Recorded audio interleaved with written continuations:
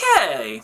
I saw the feature-length exclusive trailer for Thunderbirds Are Go last Friday, and I can honestly say, as a lifelong fan who began watching the reruns when it was shown on September 26, 91 on BBC Two back in the day, I am as excited now as I was excited then for the original series. I think what Pieco Pictures, along with Weta Digital and Weta Studios, have done is really keep home the original core and concept of the original series, but just update it and make it more plausible for the next generation. And the CG Tracy's looked very well polished.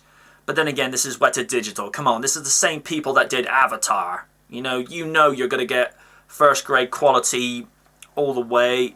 The Thunderbirds really do blend well into their environments because the photorealism it's up there with Jurassic Park's dinosaurs. That's one way to look at it.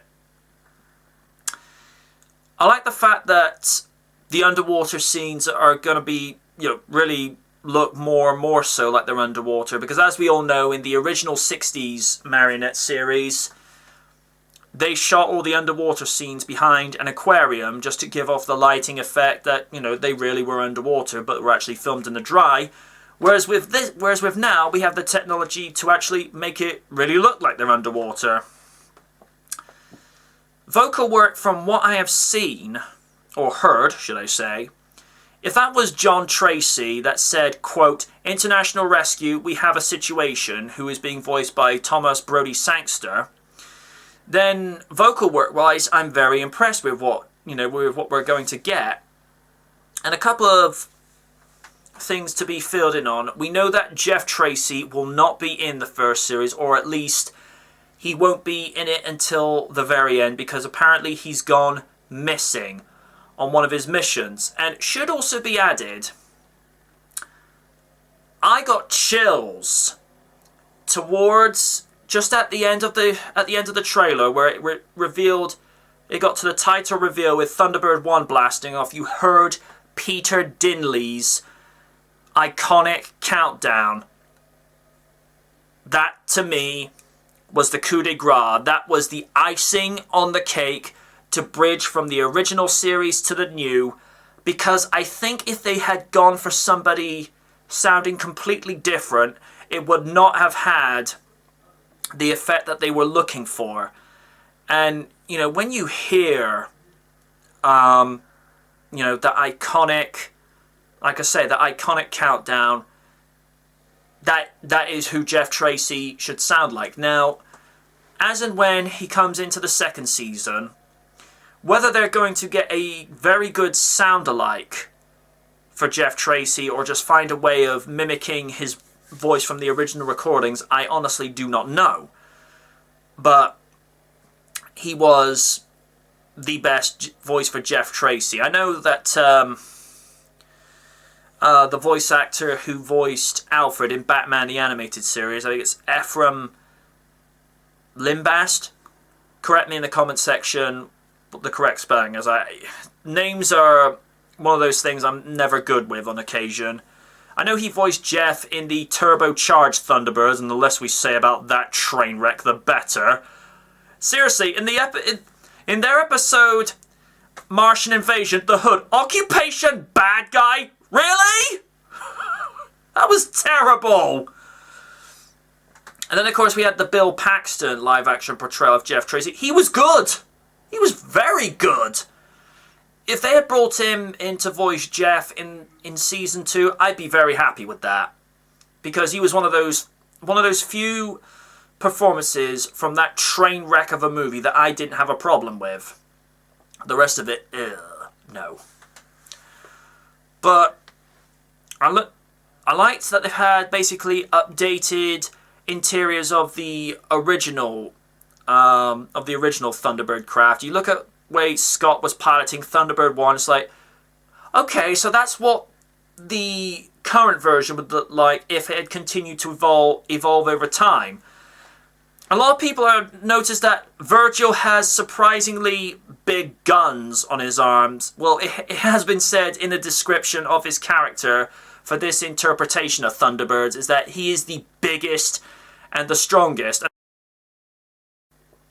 I mean, the idea of, you know, the Tracys going into a WWE ring, no. Just no. But at least the difference is with the original Thunderbirds, at least they knew their acting was wooden compared to some of the WWE talent. Know what I mean?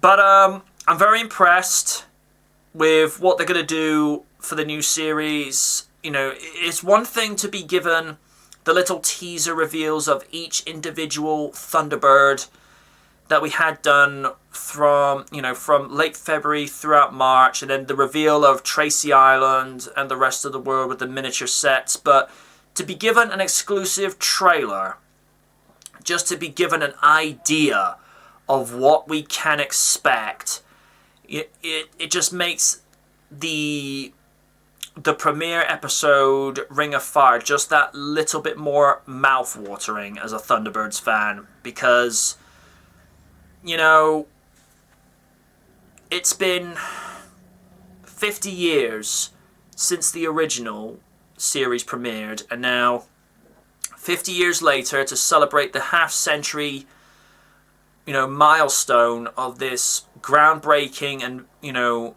such a visionary series, for them to take it up to the next level like they've done with this, you know, as somebody who's basically a big kid himself, I'm genuinely excited for this. I think the new generation will love it, and I think the generations of kids in their day that watched Thunderbirds from when it was originally shown to when I got given my introduction to Thunderbirds in the early 90s, and to when it was subsequently reintroduced again in the 2000s, I think we're all going to love this. There's going to be some people that say, why can't we just, you know, have a remastered or HD version of the original? It's like, well, look, if for those that, you know, don't want to give the new series a chance, then don't watch it.